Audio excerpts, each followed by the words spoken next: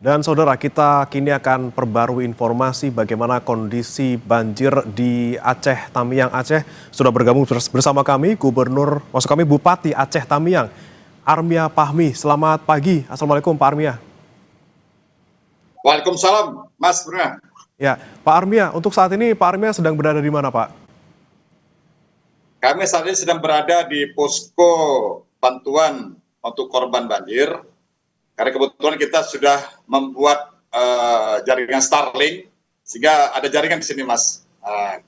Kalau kita berada di daerah-daerah lainnya, mungkin masih agak berkurang untuk signal, maka kami di khusus kami berada, Mas. Oke, berarti jaringan internet yang sudah terkoneksi berarti di lokasi Bapak ini di sebelah mana, Pak? Di posko di Kampung Pebedi, Mas. Di posko kami, posko induk kami di sini. Oh, posko induk. Kemudian kalau untuk kondisi di posko-posko lain seperti apa saat ini, Pak? Untuk aliran listrik maupun komunikasinya, Pak?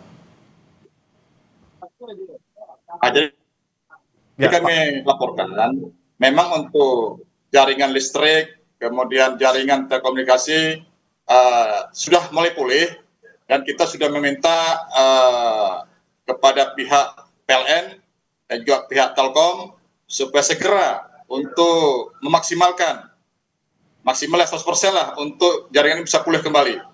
Karena memang kebutuhan akan itu sangat dipentingkan sekali. Berapa persen, Pak, untuk listrik yang sudah terkoneksi sampai sekarang? Baru sekitar 25%, Mas. Jadi maka saya minta kepada pihak PLN segera, karena sesuai dengan deadline mereka, hari Jumat sudah semua bisa hidup. Tapi sekarang sampai hari ini kita belum mendapatkan itu, maka saya harapkan kita kasih deadline untuk hari ini supaya seluruh jaringan listrik di Kabupaten Aceh Tamiang sudah bisa maksimal hidup kembali. Oke, kalau untuk yang sudah teraliri listrik hingga saat ini di mana saja, Pak? Ada di beberapa kecamatan, Mas, seperti Karangbaru dan juga sebagian kota Kuala Simpang. Saya berharap juga di bertempat nanti kecamatan lainnya juga sudah bisa untuk aktif kembali itu jaringan PLN tersebut. Demikian. Oke, untuk aliran listrik ini apakah masih diprioritaskan untuk di posko pengungsian dan juga fasilitas umum atau sudah ke rumah-rumah warga, Pak?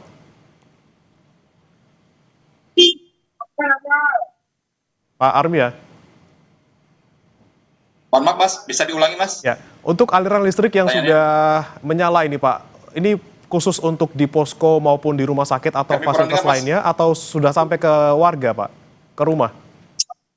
Coba diulangi, Mas, pertanyaannya. Kami kurang dengar. Ya, Pak Armia, untuk akses listriknya ini sudah sampai ke rumah warga, Pak? Belum, Mas, belum. Jadi ini masih kita beberapa tempat saja yang masih itu pun masih karena di sini hidup, nanti berapa kilometer tidak hidup, demikian, Mas. Maka ini kita hari ini panggil pihak PLN untuk memastikan lagi, untuk memaksimalkan supaya jaringan ini supaya benar-benar pulih, demikian, Mas. Masih terbatas, baik. Kemudian bagaimana dengan kebutuhan pengungsi, khususnya di tempat Anda dan juga di posko-posko lainnya, Pak? Untuk pengungsi, alhamdulillah kita sudah mulai masuk ke 12 kecamatan dengan 216 desa. Memang ada desa-desa yang belum tersentuh, tetapi sudah kita coba deteksi, di mana hari ini kita pastikan bahwa semua desa itu sudah kita kirimkan bantuan logistik korban banjir tersebut. Jadi untuk logistik korban banjir semuanya sudah ada di gudang kami. Itu memang kita datang langsung ada yang mengambilnya, karena kami buat SOP, Mas. SOP kami adalah bahwa apabila di tempat itu perlu logistik banjir ini, maka kita minta kepada kepala desa atau perangkat desa nanti untuk membawa data yang berapa dibutuhkan kepada pihak kami ataupun ke pihak petugas yang ada di gudang untuk bisa kita salurkan sehingga tepat sasaran. Maka kami untuk mengurangi orang-orang yang tanggung jawab mengambil logistik tersebut, maka kita membuat mekanisme seperti itu. Sehingga mudah-mudahan ini semua bisa kita bisa kirimkan ke semua daerah yang membutuhkan itu, Mas. Nah, untuk daerah yang masih terisolasi Pak, yang belum bisa terjangkau bantuan, ini di mana saja tepatnya Pak? Kami sekarang prioritaskan daerah-daerah yang kami duga daerah-daerah yang terisolir seperti daerah di hulu. Seperti di Kecamatan Tenggulun, Kecamatan Bandar Pusaka, kemudian Kecamatan Tamiang Hulu. Karena ini merupakan daerah-daerah di hulu Sungai Tamiang. Untuk di pesisir, kita sudah laporan dari Angkatan Laut, mereka juga sudah membuka posko-posko bantuan. Saya sudah minta pihak Angkatan Laut untuk membantu 3 kecamatan di daerah pesisir, seperti Kecamatan Serwai, Kecamatan Banda Mulia, dan Kecamatan Bendahara. Mudah-mudahan dengan terbukanya semua akses ini, seluruh masyarakat yang terimbas banjir bisa terpenuhi logistiknya. Berarti akses yang sudah mulai bisa dibuka yang awalnya sempat putus di mana saja Pak? Dan kami tambah, Mas, diulangi Mas, diulangi. Untuk akses jalan Pak, ini mana saja yang sudah bisa dibuka kembali? Semua Mas, jadi semua kecamatan sudah bisa. Kita hari ini juga sudah menyiapkan armada angkutan tambahan untuk kita terus mensuplai ini. Karena kita bisa menghitung bahwa di satu daerah atau satu desa itu misal jumlah penduduknya ada lebih kurang bisa 100.000. Maka ini kita bagaimana untuk menyuplai mereka selama minimal 1 minggu. Maka ini terus kita lakukan pengiriman logistik tersebut. Jadi bantuan datang masuk ke gudang, dicatat, kemudian langsung petugas atau perangkat desa kita siapkan kendaraannya, kita berikan langsung logistik tersebut untuk dikirimkan kepada pihak desa ke masyarakat yang ada di desa tersebut. Demikian Mas. Baik, kemudian Pak Armia, ini kan juga ada yang tentunya dibutuhkan oleh pengungsi yang tidak sehat gitu ya. Bagaimana kemudian layanan kesehatan bagi mereka Pak? Apakah fasilitas sudah bisa mulai beroperasi sebagian? Kita ketahui Pak, memang untuk puskesmas kita di 12 kecamatan memang lumpuh kemarin itu. Tetapi alhamdulillah ini sekarang sudah bisa kita buka, ada lebih kurang 5 puskesmas, dan juga kita buat juga posko-posko kesehatan. Alhamdulillah juga kami dapat bantuan dari Rumah Sakit Adam Malik, tadi juga barusan kita mendapat bantuan dari Rumah Sakit Royal Prima dari Medan, juga beberapa rumah sakit lainnya. Terutama kepada Bapak Menteri Kesehatan juga memberikan bantuan, terutama untuk mendirikan rumah sakit darurat yang sekarang ini berada di Rumah Sakit Umum Daerah Aceh Tamiang. Sehingga dengan harapan ini, maka apabila ada masyarakat yang sakit, kita bisa tangani. Dan juga kami minta juga kepada Kadis Kesehatan kami untuk menunjuk petugas-petugas mobile dengan menaiki sepeda motor. Dia bisa nanti masuk dari satu kampung ke kampung lain. Kita langsung menjemput bola, ya sampai nanti ada masyarakat yang sudah parah baru kita ketahui. Maka saya membuat sistem jemput bola supaya aspek kesehatan ini lebih kita pentingkan.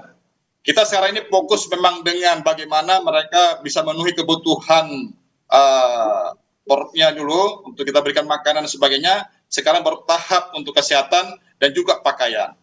Tapi itu semua harus kita lalui. Memang kita ketahui memang masih banyak permasalahan. Kita maklumi juga memang Aceh Tamiang ini adalah daerah paling parah untuk menjadi korban daripada bencana banjir ini. Maka kita bagaimana berusaha memanage ini semua supaya bisa segera pulih dan keluar dari bencana ini. Demikian Mas. Kemudian kalau sekarang Pak yang masih kurang sekiranya untuk Aceh Tamiang, bantuan berupa apa Pak? Apakah mungkin air bersih atau mungkin pakaian ataupun sanitasi seperti itu Pak? Ya betul. Memang kebutuhan akan air bersih itu sangat dibutuhkan sekali. Kemarin juga kami mendapatkan bantuan lebih kurang 20 tangki dari Medan air bersih yang langsung kami bagikan ke seluruh kecamatan yang ada di Aceh Tamiang. Demikian juga untuk kesehatan dan sebagainya. saya yakin dengan banyaknya bantuan-bantuan ini dari pemerintah pusat, dari pemerintah provinsi, dari elemen-elemen lainnya seperti dari NGO, dari teman-teman yang merasa peduli dengan Aceh Tamiang, saya yakin semua ini bisa kita atasi. Dan saya juga sudah mengharapkan kepada masyarakat Aceh Tamiang, saya juga sudah menyampaikan, saya ingat bahwa pimpinan kalian ada di tengah-tengah kalian. Saya tidak akan pernah lari dari realita yang kita hadapi ini. Saya ajak mereka bersatu padu, bersama-sama, bagaimana kita bisa keluar dari permasalahan yang berat ini. Kita percaya Allah SWT pasti akan membantu kita. Saya yakin itu, Mas. Baik, tentunya kehadiran pemerintah ini terus untuk diharapkan masyarakat untuk bisa membantu mereka. Pak Armia, tahan dulu Pak Armia, kami harus jeda sedak, nanti kami akan kembali ke Anda. Saudara tetap bersama kami di Breaking News Kompas TV.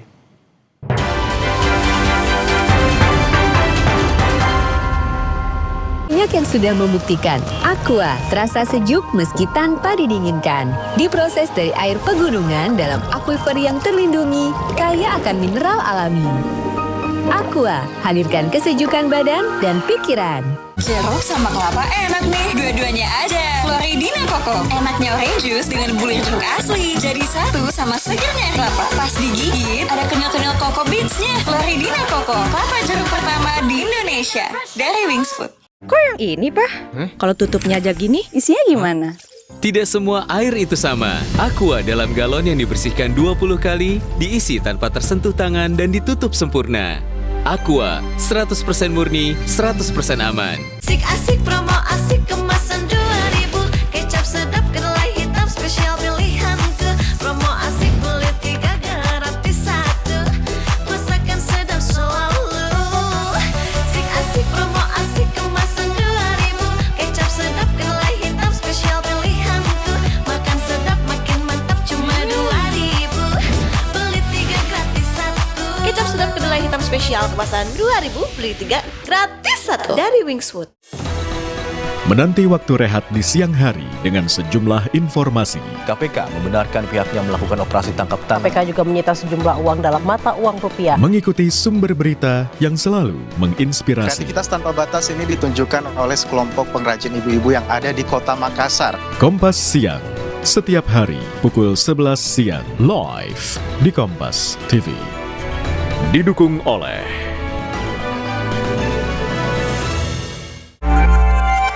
Tokyo ni ikimasu. Steffi berlibur di Tokyo, Jepang. Belanja-belanja dan menikmati kuliner di Asakusa. Tak lupa foto-foto menggunakan kimono di Sensoji Temple. Serta mendatangi ikon Shibuya Crossing dan belanja fashion di Shibuya.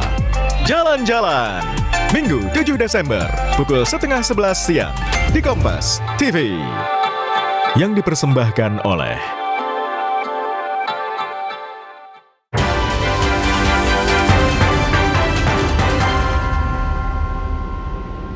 Kembali bersama kami di Breaking News, Saudara. Kami masih bergabung bersama dengan Bupati Aceh Tamiang, Armia Fahmi, melalui sambungan daring.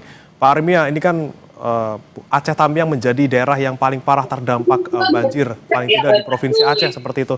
Kemudian bagaimana upaya untuk memulihkan kembali jalan-jalan ataupun pembersihan dan juga pembangunan kembali rumah-rumah bagi warga yang sudah hancur seperti itu?